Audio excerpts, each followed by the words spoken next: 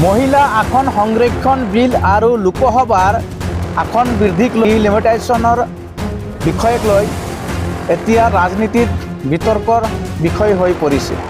গৌৰৱ গগৈ আৰু ৰাহুল গান্ধীয়ে দেশৰ মহিলাসকলক অপমান কৰিলে বুলি কৈছে।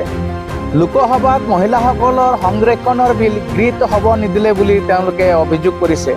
ভাৰতৰ লোকসভাৰ আসন 543, তাৰ পৰা যদি 30% আসন মহিলাক যদি দি দিলে কি হ'ব?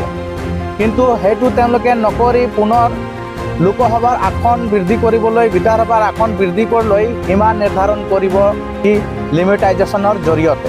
আৰু যদি ডিলিমিটাইজেশ্যন গৃহীত হয় তেতিয়া কোন ৰাজ্যবিলাক লাভান্বিত হ'ব আৰু কোন ৰাজ্যবিলাক লোকচানত হ'ব?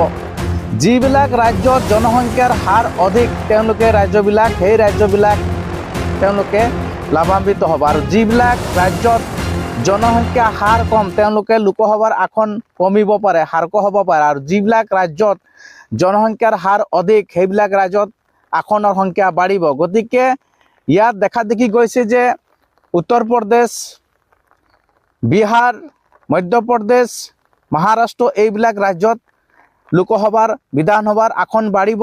সাউথ ইণ্ডিয়ান যিবিলাক ৰাজ্য আছে সেই ৰাজ্যবিলাক লোকসভাৰ আসন কমিব। গতিকে যিখিনি শাসন ব্যৱস্থা আছে এই শাসন ব্যৱস্থাটো বিৰোধীক একেবাৰে হেক কৰিব বিচাৰিছে বৰ্তমান চৰকাৰে।